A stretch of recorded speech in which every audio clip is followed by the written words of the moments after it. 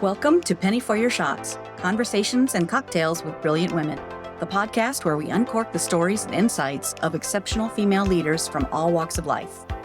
Our goal is to serve up wisdom, tips, and inspiration, and to support each other in rediscovering ourselves and what sets our souls on fire.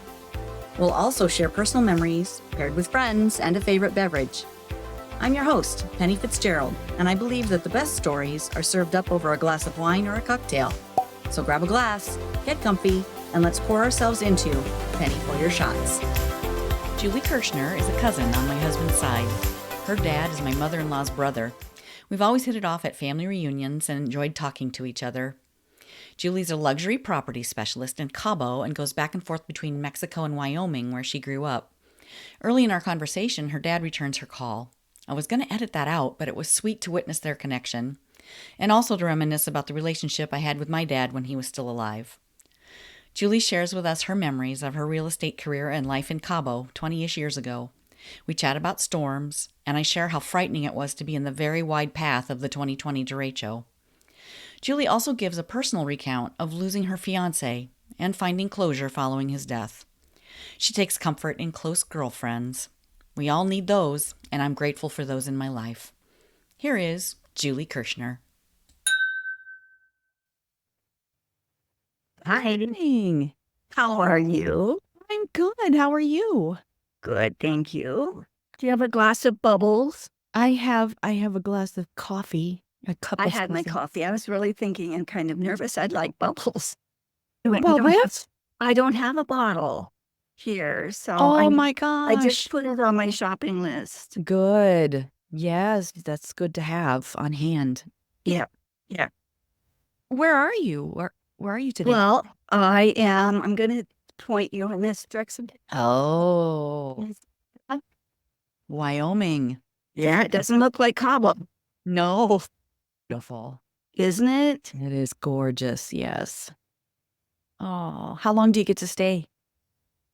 I might go back for a week in a couple weeks. Okay. You know, to tell you the truth, this is stupid, but I miss my cat. Stupid? Well, some son comes up, and he's known the cats for as long as they've been alive. So it's not like it's a problem for them to have him there, but he comes up and just spends the night. Then he leaves, and, you know, he goes back to his place or does whatever he does. But I do miss them. And now, I'm not here to judge because I had Yeah. cats for a long time, and yeah, there's nothing like when you come home and having them like, oh, just come to greet you and yeah. be so happy to see you. Well, I mean, if they are snobby, you just understand that Exactly. that's the way they are. Yeah. And it doesn't mean anything. You can't take offense. Exactly. They're selective. Yeah. You know, really, we should be more like them. Yes. And, you know, if we don't Discerning. want to talk to someone, you know, just put your hand out and say, yeah, not this is the time. Not today. Not right now. Yeah. Yep. Anyway, Exactly. So tell us a little bit about you. You are right now in Wyoming and also have a lovely home in Cabo. you know, yeah, my life is a bit, maybe flux is a good word. Yeah. I think part of it's age and circumstances. But, you know, I've been in real estate for 30 years. When I was living in Seattle, I got my real estate license. And I was married to an airline pilot. So we were traveling a lot, you know, just for free. And we kind of stumbled upon Cabo accidentally because we'd been there once on a cruise, and it was in the middle of a storm, and the water was brown, if you can even imagine. Oh, It was wow. ugly. So, but so then we went back another time. It was beautiful, and we decided we liked it a lot. And you know, I'm living in a house in Seattle, a nice house, but surrounded by trees. You can't see anything. It's always dreary. It's always a little misty. And I just thought, why? I have a house with a pool and a view in Mexico. Why am I there? And so I went down there and started working down there about 24 years ago. So I've lived down there full time for 24 years. Wow. And yeah, I opened the Sotheby's office there in 2008, and I stepped back from management. Time goes by so quickly. 4 years ago, maybe. Okay. And I mostly sell luxury real estate and fun. Not always That's so fun. nice. I've interviewed several realtors now, and they all say that, you see the glamorous side. The social media posts that you see are like the sold sign and the Yeah. happy buyers and everyone's happy. But someone recently pointed out to me, I think it was Beth Matthews, she's a realtor in Buffalo, New York, that it's just, usually people are buying or selling real estate after a life event. And sometimes those life events are not that happy. Oh, it's true. Well, and mine's totally different. I did sell in Seattle for a few years, and that was real normal. You have to move in because the kids are starting school, or, I got transferred. That doesn't happen in Cabo. Those are all second home purchases. They're all people with disposable income. We don't have financing, so they have money. Wow. And it's fun. And well, recently there hasn't been much in the way of inventory, but a lot of times there's kind of a lot to choose from, and it's really fun. It really is fun. And then a lot of times you're the only person they know down there because you spend a lot of time with them. And and then as they're there and they're settling in, and then they do meet people, and so you take kind of a back seat, but you've built a pretty good bond with them, and so you do go to dinner with them occasionally, and so you're building more friendships, I think, than you do like on a transfer situation. Right. So that's probably one of my favorite things about it, is that they have somebody, and they probably come to rely on you because you're showing them around. They're not used to the area. They call me for everything. Yeah, initially. And then they learn the ropes. But yeah, initially they do. Who do I go to for the dentist, and who cuts your hair, and simple stuff. Right. But, you like a haircut, you don't want to just go to anybody. Yeah, most of us don't. Wow. So how did you learn you got licensed in Mexico then, right? Well, I am licensed in Mexico, but I'll explain that. But I initially got licensed in Seattle and Washington. Started there and then. And then I did go down there, and there wasn't any requirements. And to be perfectly honest, we really still don't have any requirements. We tried, and we ended up getting some legislation, but it's more of a registration than a licensing. And people like to call it licensing, but there's no education required. So it's a registration. So be careful who you choose if you're buying a property in Mexico. When I think that's true anywhere, truthfully. You want to check them out. Sure. But when we first started, and we were like in its infancy, it was really starting to grow. We only had 200 agents, and even out of the 200, maybe 25 were licensed and had the education from the States or Canada. Wow. So we actually took a pretty important role, I think, in getting everybody kind of on the same page, and that we don't try and steal other people's clients, and we show up when we say we're going to show up. We don't have key boxes because people just come to Cabo. Some of them running. And we cannot just let people into homes. So for the last 24 years, if somebody wants to see my listing, unless they're a friend, I've done business with them, they'll come by and I'll give them the key. Otherwise, I'm meeting them there. Wow. So it's, that's just an extra burden. And truthfully, it's more difficult to schedule showings because you're working with maybe 5 other agents, and you all have to work the schedule out. Right. And depending on traffic, that's sometimes a nightmare. But it is a bit of a challenge, but we can't, with 2,000 agents, most of them, and this is just really honest, a lot of them are younger people that are down there to get high and surf, get high and fish. Seriously, make a few bucks so they can afford to live there. Yeah, they're not in it for the long haul. Yeah, and that's disappointing, but because, and any of your real estate agents that happen to hear that, they're going to know that all of those people do chip away. Oh, yeah.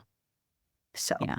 And truthfully, depending on what they say, because they're not knowledgeable, it may scare a real prospect away and thinking, wow, dodged a bullet there. I'm not buying down there, because it really is safe. But it's hard to start after, you're on your back foot because they've had a bad experience with someone already. Right. So they're a little nervous. I'm sure. Well, it's a big purchase anyway. So, And it's all cash. wow. Yeah. Wow. And people then, another thing agents do, especially the ones that aren't experienced, they'll somehow hook up with someone and they won't ask them any qualifying questions like, okay, by the way, we don't have any financing, so do you have a pot of gold? Because I cannot call her because she is going to rip me a new one if you walk in and say, oh, there's no financing, and she's just changed her whole schedule around when you're not even a qualified client. Wow. So it is challenging. And can we pause this one? Sure. It's my dad. He didn't answer. Oh, Dad, hey, can I call you back? You forgot the phone, right? Okay, I'll call you back. Okay, bye. We talk every morning, but he's gotten into a bad habit of leaving his phone plugged in by his bed, and when he goes out into his living room, and he knows I'm always going to call him, but I think he gets involved in watching the Grit channel, and then he forgets, so I'm calling. he's watching rodeos. It is. And I left him a message, and I said, I'm going to be on a podcast with Penny, so don't call me, because he didn't listen to his message. Yeah. So anyway, just edit that. I will. That's okay. It's okay. We take Dad's call. Well, we have to, I mean, and you lost your dad. Yeah. 3 years ago? In 19, just before the pandemic. Yeah. But that, I had him. I'm so fortunate to have had him for almost 103 years. As something. Well, That'll be 89 this year. And, moving into this house, he came down, he'll stay with me and bring a CPAP, and he's kind of got his own room and his own bathroom. But he helped me hang paintings. We put up blinds. He really was very helpful. Wow. I think it was really good for me because I wanted an extra set of hands, but I think it made him feel needed. I bet. Yes. Yeah. Oh, that's so sweet. Fair. Oh. Well, tell him hi. Okay, I will when I call him back. Okay. Thank you. Sure. So, let's see. We were talking about Cabo and how it's all cash. So, financing isn't even an option. You can. And having said that, of course, you can do owner financing. And I don't know if you were at my house in Palmyra or not. I don't remember. Sure. You might have been. I was at a home. I'm not sure which one. Well, was it on a golf course? I think so, yes. It was at night, so we didn't see it. Okay. Yeah. Yeah. Because I actually sold that on a contract to a really wealthy woman, but she had like a lot of money coming in monthly because she had sold a shopping mall. And so she put a good amount down, and then I just carried her for 4 years. And, the nice thing about this, and again, well, if you do a land contract, it's the same in Mexico as it is in the States. You're still entitled. And if they don't pay, it's still your right or your home. So it's not a bad way to sell a house. Wow. Especially in her instance, I don't know, she probably had a pot full of money that she just didn't want to part with. So she paid me a lot of money on a monthly basis. Okay. And that worked out great. So there is some financing. Yeah. Just creative. Yes. Yeah. So what's it like to work in Mexico? Frustrating and really fun. Yeah. And I mean, you can build some amazing relationships, even with other agents, and certainly with your clients. So, but it's really frustrating because first there's a language barrier. Yeah. And then Cabo's a super expensive area. So there's a whole bunch of have-nots. And then, a few haves of the Mexican people. And actually the haves are even really nice. The have-nots are super nice. And when I say have-nots, they have a lot. They have families.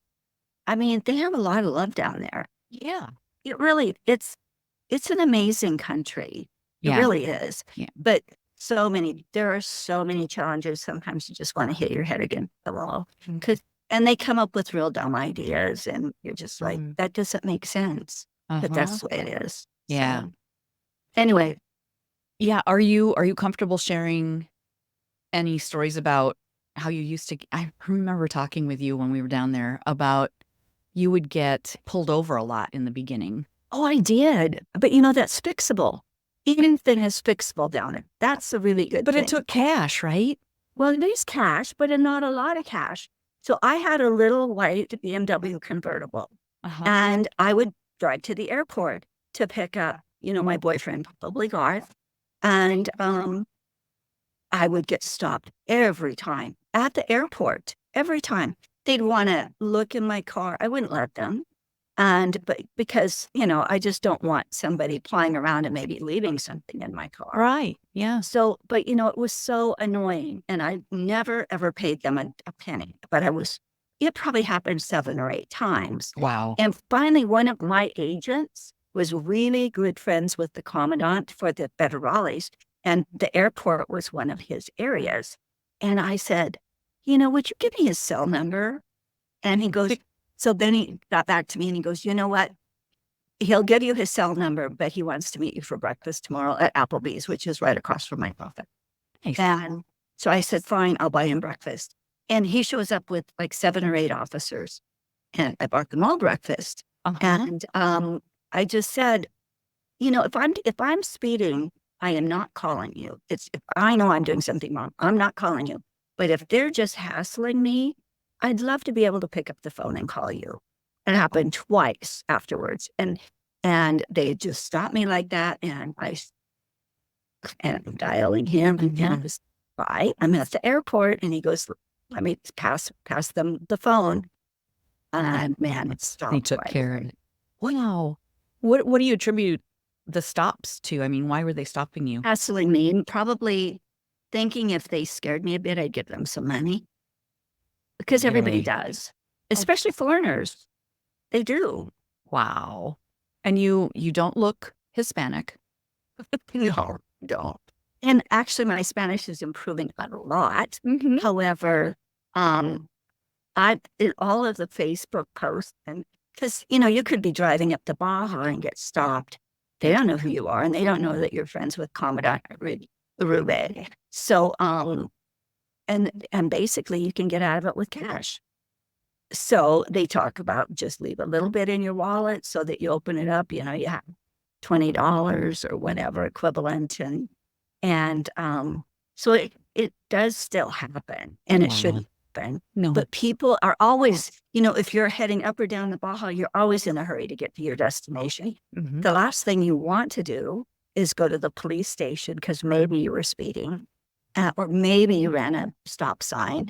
And truthfully, the officers don't want you to go to the station because they have to go. They have to make out paperwork. They'd rather just get $20 from you. Right. It's not a good system. Wow. That is fascinating, though. I mean, that it stopped and that you were able to take care of it like that. I love that. I really, really love that. And then the officers, then I would see it, I would just know them. Yeah. And one of the officers, this is heartbreaking. He was so nice, and unfortunately, I'm embarrassed to say I can't remember his name, but he ended up getting transferred to Mexico City and got shot there. Oh no. Yeah, and got killed. And he was so kind to me. This was several years ago. They're all in all lovely, lovely people, and trying to eke out a living. Right. Truthfully. Right. Yeah. Well, I remember when we were down there, and it was, several years back. Yeah, it's been a few years. And it was on New Year's Eve, if you recall. Yes, it was. Oh my gosh, it was so pretty. It was beautiful. Outside. We stayed, what was the name of the community we stayed? Cabo San Charles? Well, no, you said San Jose del Cabo. San Jose. Okay. Yes. That's where I'm from. Yeah. Okay. And it was so safe. I mean, I remember we stayed a few extra days, and I walked by myself several times, Oh, yeah. and it was completely safe. Yeah. Yeah, a lot of Americans, expats there, I Oh, believe. for sure. Or Canadians. Yeah. Yeah. Yep. Yeah. No, for sure.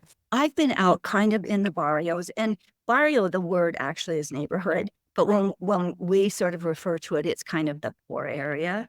But you go out there sometimes, or there might be a lumber yard out there and you need to go out and get something or whatever. And I remember one time something happened to my car, and I have no experience with fixing cars.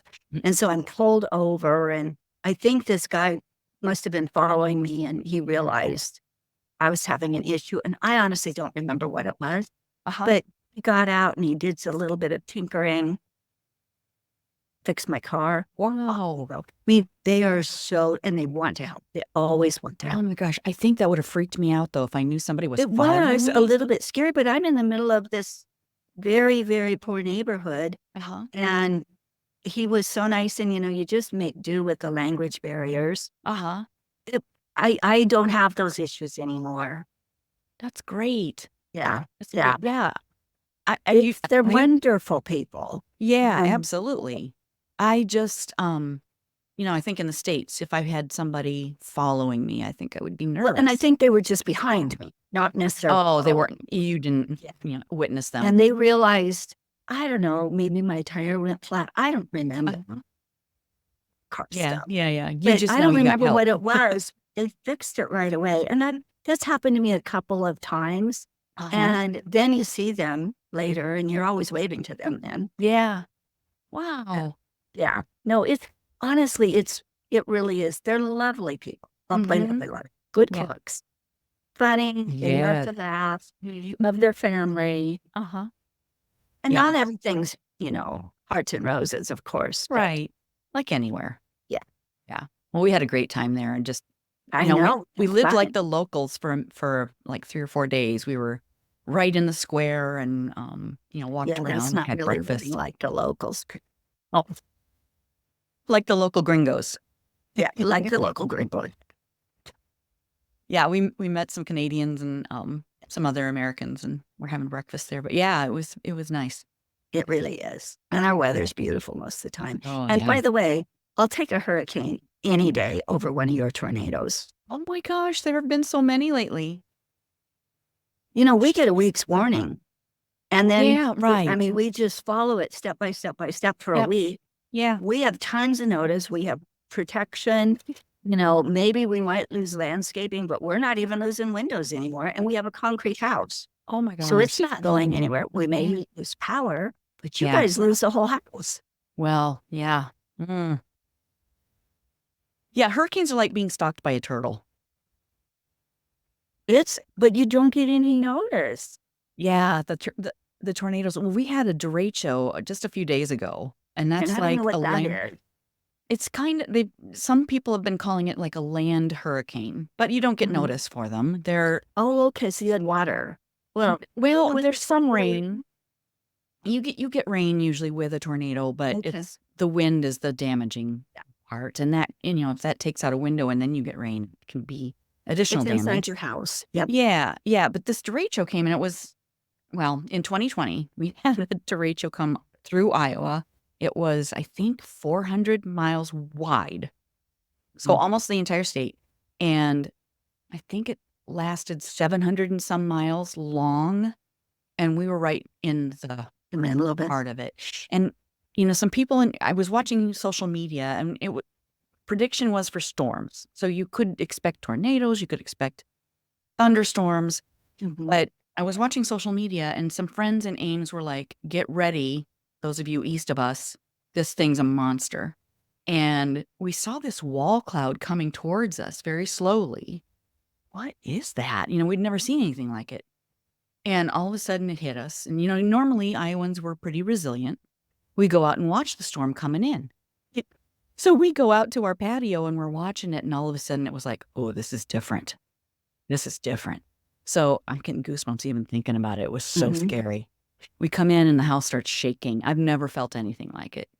We go to the front of the house and we're like watching, and all of a sudden the windows are like starting to shake. We need to get to the basement. So we go down there and the whole house was just shaking. rain was coming in those basement windows. And we were looking outside, and the trees, our big trees, were dipping down and touching the ground and going back up. And it was 45 minutes of 125-mile-an-hour straight line winds. Oh my gosh. Our county lost so many houses, so many trees, so many roofs, so many grain bins, because we're in the heartland, you know. Mm-hmm. Oh my gosh. It's a different landscape now. Yeah. Yeah. And see, that doesn't, I mean, that storm can happen to us, but we've known about it for a few days. Right. And it's not that wide. It's not that long. Oh, no, it can be the whole Baja. It can be huge. Oh, my. But we still know about it. Yeah. Yeah. We had 10 minutes. And when it starts raining, you don't even have to go anywhere. You're in a concrete house. But no, but still, you're ready. Yeah. Yeah. Wow. Well, concrete house, that sounds kind of comforting. Well, it is. Yeah. And, like Florida, well, and I know, do you still have a place down there? We do. Uh-huh. Okay. Well, I mean, I know they're all stick built, I'm guessing. Ours is cement. It's cinder block. Is it concrete block? Well, see, that's hurricane proof. But a lot of those, a mobile home or just a regular stick built house. Yeah. That's a hurricane will just smash that or take it off and deposit it someplace else. But a tornado too. Oh, yeah.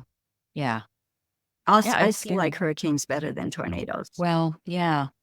We've been through a few of those in Florida, and it's been, we've been really fortunate and not have had too much damage. And then, I mean, overall, it's very safe. And when we had a really bad one, it was right before, a few years before you came down, and it was 2014. And I didn't have power or water for over 3 weeks.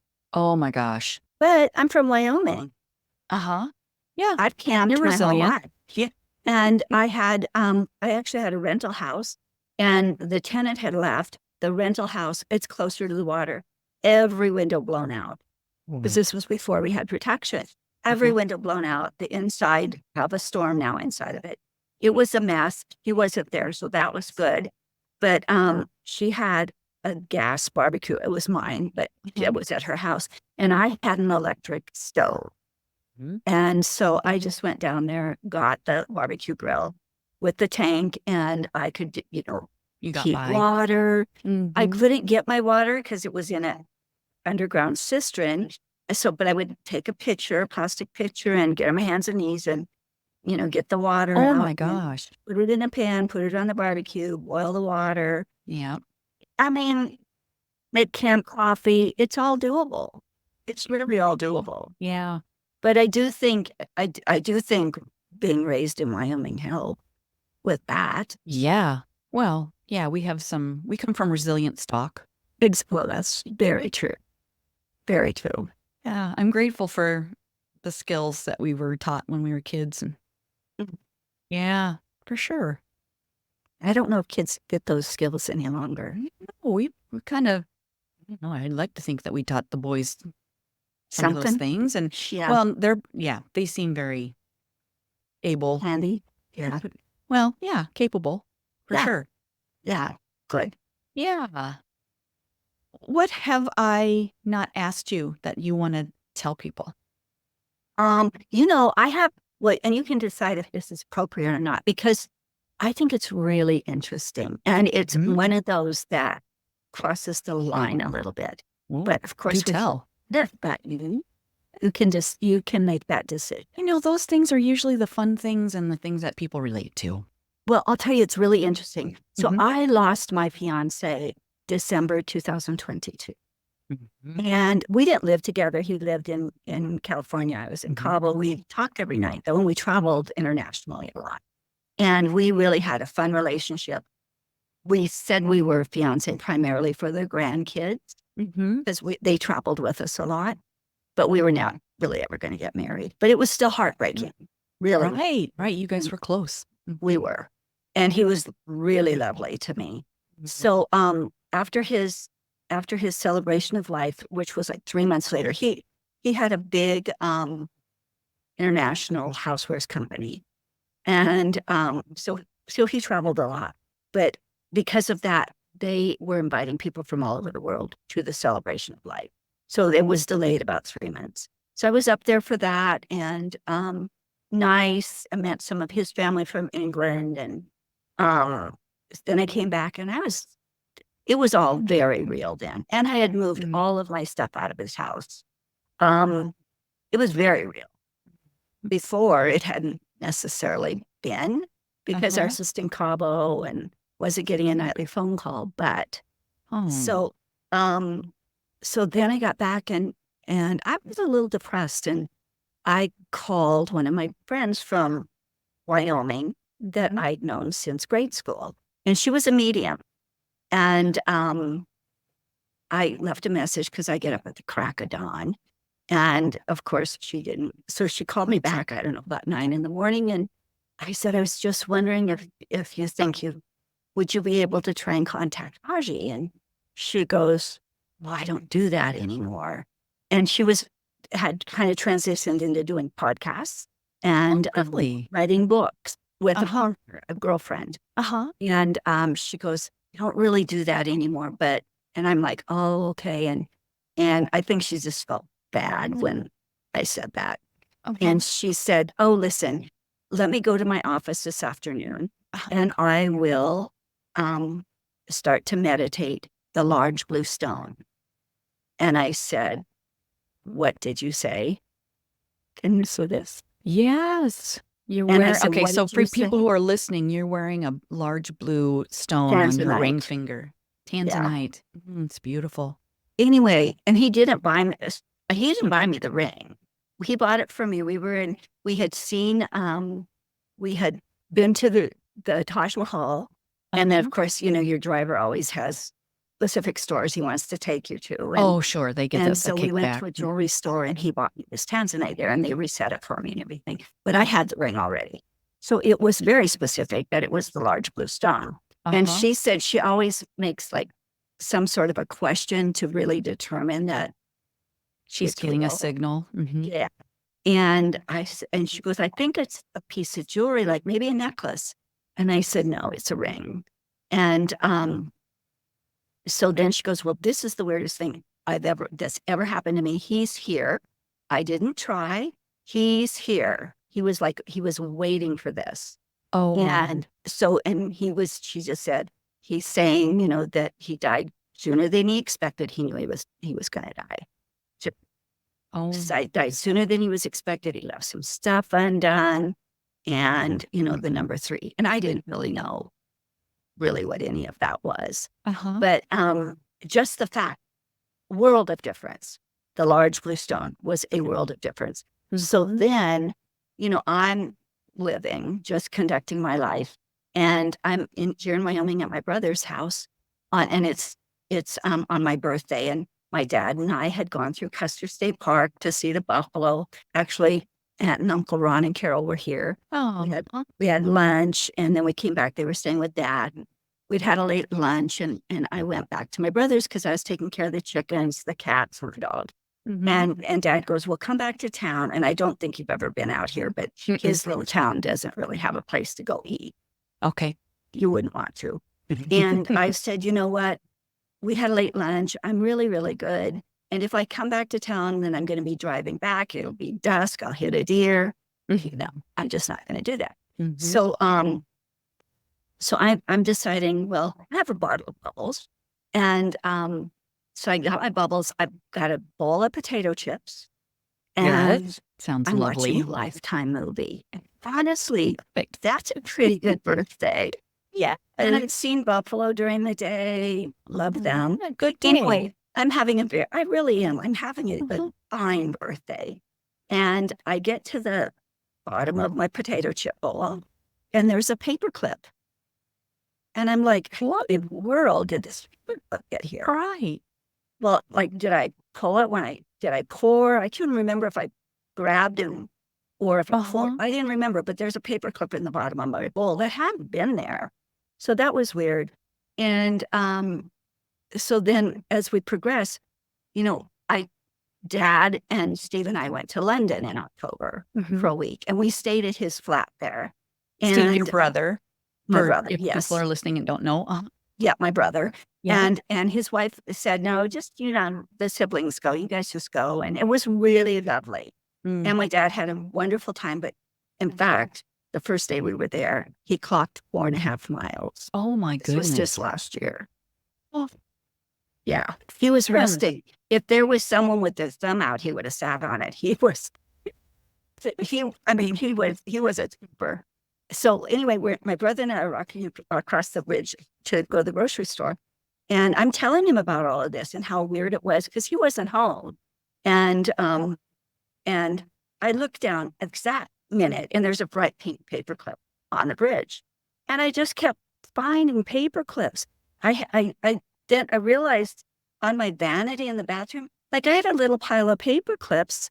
Why? I don't know. I don't do business in there, but I've got paper clips. So I called his son-in-law who worked with him. And I said, did Aji have a thing about paper clips? And he goes, oh my gosh, we called him the paperclip king. He left paper clips everywhere he went. And so, oh my God. I know. I mean, I find a paperclip just sporadically. Valentine's Day this year. Yeah. Clip. Oh. Anyway, I'm moving into this house in January and it's cold, minus 34. And I hadn't been able to find my silverware or anything that you use in the kitchen. My brother had helped me and we were here and we're basically eating with our hands. Sandwiches only. Or any plastic silverware we might have collected from, a drive-through. Yeah. But it was pretty basic. So then I finally found my dishes and I'm putting them in my cupboards. And I've got the bowls. It's a thing about bowls. I don't know what that is. And the last bowl I put up there, I look down, there's a blue paperclip on the countertop. I'm not making any of this up. Oh my goodness. Yeah. So I that just gives me goosebumps. I have a different view of death.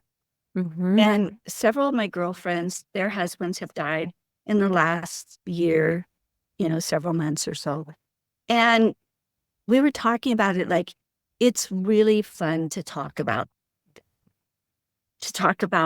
Your memories. Your loved one that's passed. And I think some people are tentative about doing that and don't know if it's going to hurt you. And I was actually talking to one of my girlfriends last night and she goes, you're the only one that we talk about our memories. You're the only one that will do that. Oh. And I would just say, if anybody is paying attention, talk to these people. It's really therapeutic. That's such good advice. Yeah. Honestly, it does just make you happy. And they're still around. I don't even care what religion you are. They are still hanging around. And they still love you. And anyway. Wow. Those are my words of wisdom. That's so nice. That's just absolutely lovely. Yeah. Wow. No, it makes you feel better. Yeah. I mean, we can all, I think a lot of us believe that we kind of have our fingers crossed too. Yeah. But I'm telling you. Wow. Life after life everlasting. I really believe. Yeah, I do too. Yeah, there's, wow. Wonderful. Well, I know you were wondering about my drinking habits with my girlfriends. Yes. I have, the thing about Cabo is you end up, because there's so many super wealthy people. So I end up with girlfriends that are, we're not at all in the same financial, at all. And I still work and, they haven't, and they're very, very wealthy people. But we end up walking and then, you walk together 6 days a week and pretty soon, you've heard everything. Yeah. And so, and it's seasonal. They usually show up in October, mid-October, and they leave maybe mid-May. But it's, we're solid 6 days a week. It's a life. It's just a normal life. Yeah. And so we decided we were going to start on Friday nights because we walk at daybreak. We're all old. We're up, at the crack of dawn anyway. So Friday nights, we have drinks at 4:00 and we go to one of the little restaurants and And a lot of times their husbands come later and just then they have dinner at the restaurant. And I've only stayed once. I that's still not my thing. Yeah. You like that fifth wheel. But oh my gosh, we have a blast. We do stuff. Or we're always planning. But like we on Day of the Dead, November 2nd, the Flora Farms, it's a really well-known, expensive. Did you go to there when you were there? I don't think so. What? It's out of town. Sure. Yeah, it's out of town. So. Anyway, it's beautiful, really beautiful, organic farm. So they always have an altar contest, Sure. For Day of the Dead. And lots of them, a lot of different clubs or organizations, some businesses will make this pretty elaborate altar. So we've just started the last few years getting dinner reservations because they will sell tickets and you get a couple drinks and that kind of stuff and wander. But we would all rather just have a table, order dinner, drinks. We can still keep the table and wander around. And nice. And then we dress. We do our face. How fun. It's a blast. You should come down. Oh, that sounds, my birthday's November 1st. I think that is Day of the Dead. Yeah. Well, it's actually the 2nd. It is the 2nd? Yeah. Okay. Well. Come down. Seriously. We dress. Like big wigs. I have an 81-year-old friend. She's beautiful, tiny little thing, a firecracker. And I have this kind of a silvery white, long, curly, like down to your waist. Oh, gosh. And I'm the one with most of the death. And so she borrowed it. And honestly, she was probably the most gorgeous woman. Oh. And there's 500 people there at 81. Wow. We have a blast. We got our faces all painted up. Did you win? You had to have won. Oh, no, we weren't. We were just for fun. Drinking, walking around. We didn't have an altar. Oh, okay. Work. No. But just so we plan things. So for instance, 3 of my girlfriends one lives in Vail and Boulder, and one lives in Portland, and one lives in Victoria. And actually it's 4 because one lives in Napa also, but she's from Wyoming. So she's coming out and renting a house for a month, but during the same time. But they're all coming out the middle of July to stay with me, see the new house. And we're close friends. Yeah, really just close friends from that. Even though we're very different background. Yeah. It's just so much fun. I mean, they mean the world to me. And then, so we drink on Friday night, really just a short drink. Because, I have to drive 5 minutes home. And they live within the whole complex, so they can take a golf cart. But then Saturday morning, we have coffee for 2 hours. Oh, how fun. And we're always shocked that we even have something to talk about. To the night before, we walk 6 days a week. We just had drinks for 2 hours and, food for 2 hours, and we're still talking. Yeah. Oh, I love it. Yeah. Girlfriends are the best. I don't know what I'd do without my friends. Seriously. I know I can exist without a man in my life. Yeah. Could not exist without friends. Yeah. Yeah. And I keep hearing over and over that we are the sum of the 5 people we hang out with the most. We are the what? The sum of the 5 people that we hang out with the most, that we become like them. I think that's true. Well, they always say that in sales. If you want to be a millionaire, you better hang out with the millionaires. Oh, right. If you want to be a loser, hang out with the losers.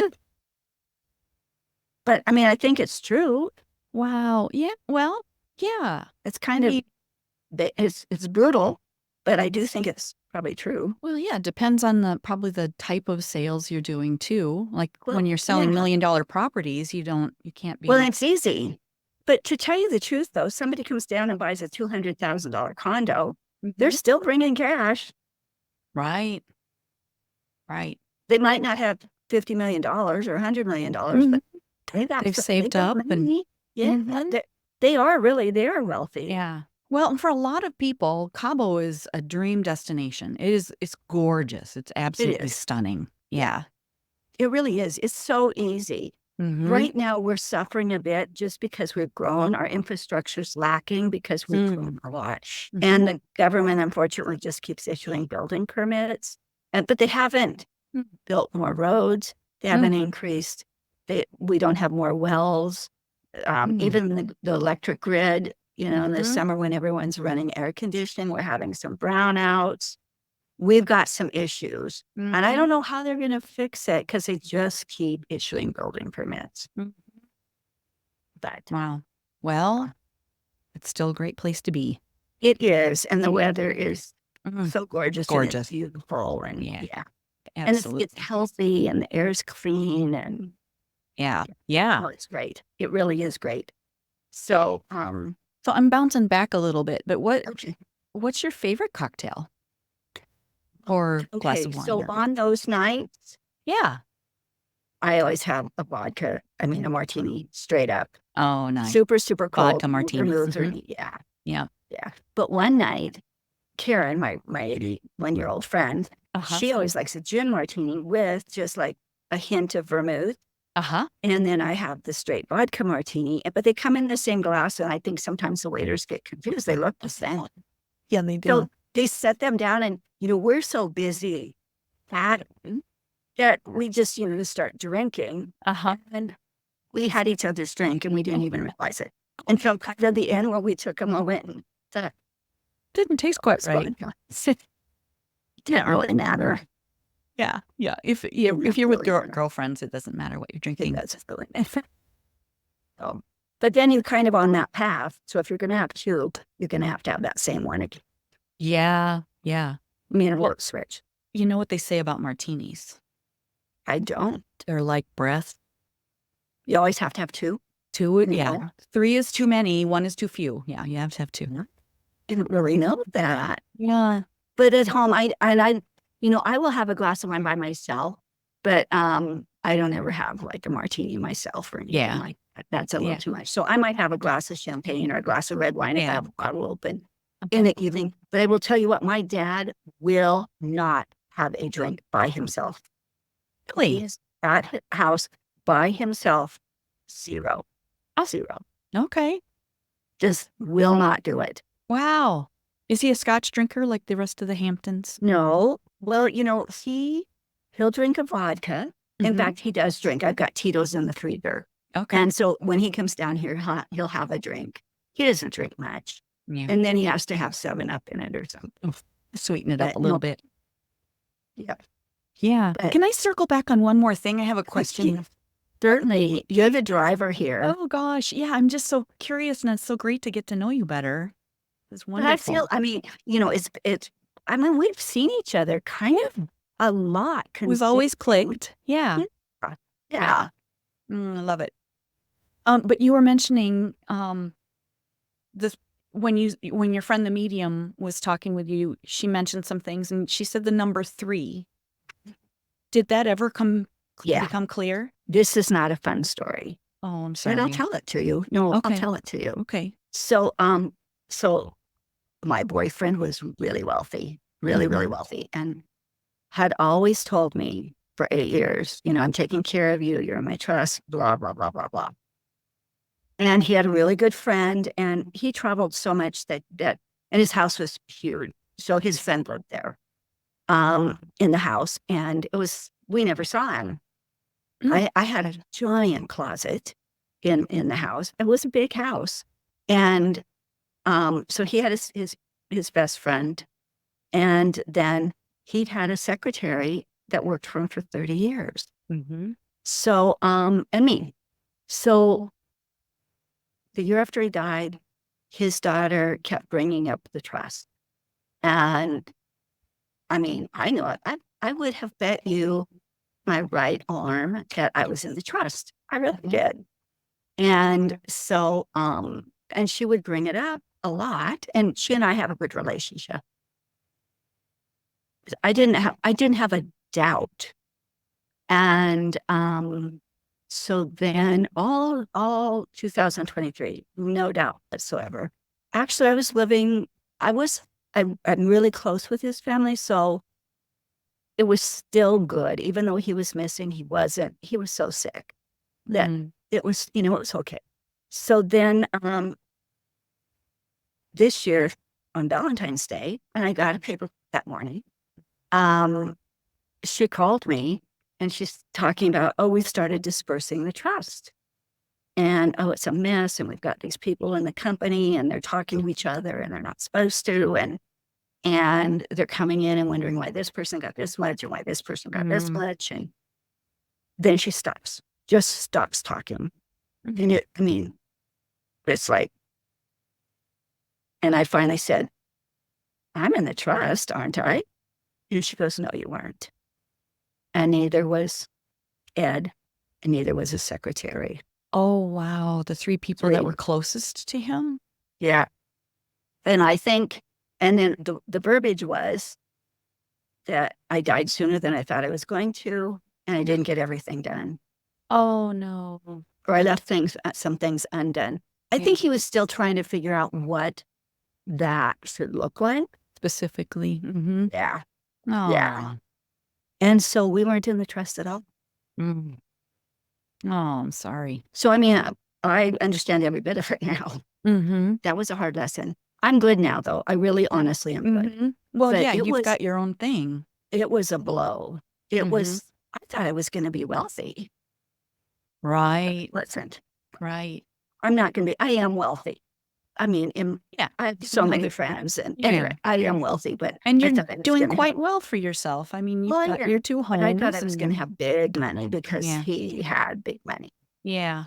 Well, and you thought you were going to have him in your life for a long, long time. If he didn't have good life skills, he didn't want to eat ever. So he would, What's that like? It's normal. He didn't care if when I was up there, I'd make dinner. He didn't care. He might eat a couple bites. He just didn't really eat. His normal meal was a bowl of potato chips and vodka 7. No, vodka ginger. Dad's vodka ginger. Really? And then he smoked. And he didn't No smoke in the house or kidding. anything. But he didn't have, he was not doing anything to stay healthy. He went to the doctor a lot, but he didn't eat healthy. No idea. Drank too much, smoked.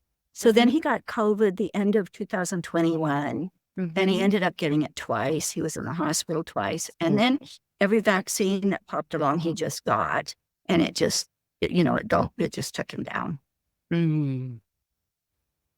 Anyway, but I'm just sorry. Like I don't have, the 3. This is what I thought, man. Oh, I'm getting $3 million. Oh, but I did. I thought that because that number wasn't out of line. Yeah. That's what I thought. Wow. And I didn't.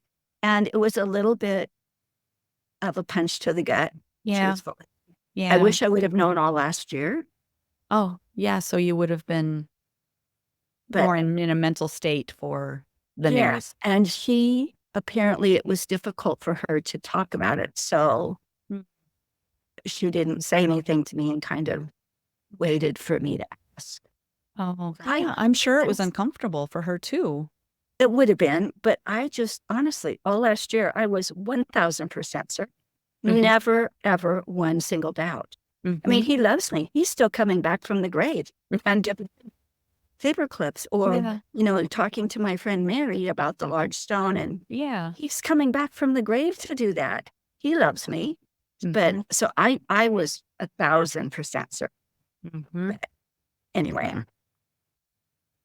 that's the way it goes. I'm good. I am honestly good. No, I think the world of him. I think that he ran out of time. Yeah. Oh, gosh. Yep. Well, there's a lesson for all of us. It honestly is. Don't leave things unsaid or undone. Exactly. It's true. It's true. But no, I'm in a good place because of my friend. Really? Yep. Yeah. Oh, yeah. I love you. Oh, love you, Penny. I want you guys to come down. Well, I really want you to come out this summer because I've already showed you. Oh, it's gorgeous. It is. And I'm so close to everything. Mount Rushmore, Devil's Tower, Custer State Park. everything. Beautiful.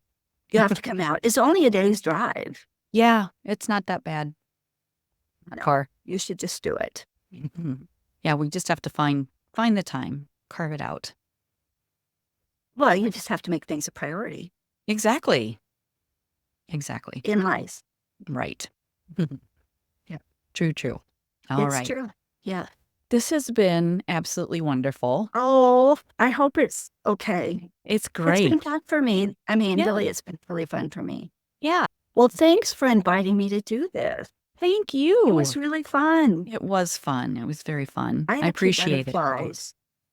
Oh, It was no, fun. you were wonderful. And it's great conversation. And Well, I hope actually somebody might hear what I was saying and, talk about the people that have passed and yep.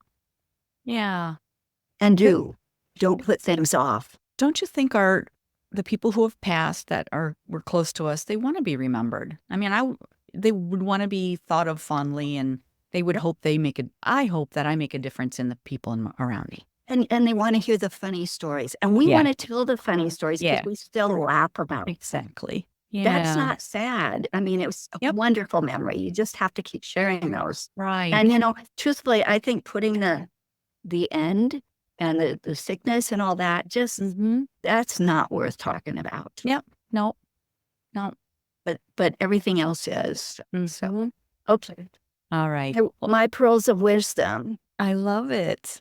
Very Okay. wise. Thanks so much. I thank you. Ah, After our conversation, Julie texted me about something she forgot to mention. Remember her friend Mary, the medium? Mary told Julie that talking to her fiancé was the weirdest thing that ever happened to her. She said the information just came to her without even trying, or going through her normal process to speak with those who have passed. 4 weeks after their visit, Julie learned that Mary had died. Julie reached out to her friend's podcasting partner and told her that Mary had done a reading.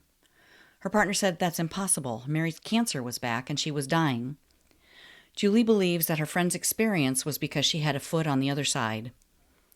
Don't leave things unsaid or undone. Tell your loved ones how you feel, and share stories of the people you love and have loved. That's part of their legacy and gift. Cheers, friends. Thank you for being part of my tribe.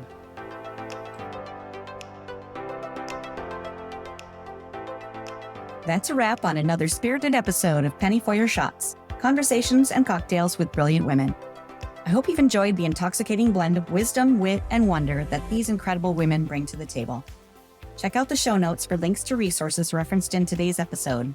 And remember to subscribe and raise a glass with me every Thirsty Thursday as we continue to serve up inspiration, celebrate resilience, and reignite the passions that set our souls on fire.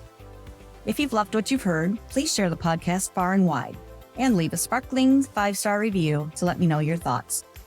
It would also help tremendously if you would visit pennyforyourshots.com and subscribe to learn when new episodes are available and pick up my free recipe.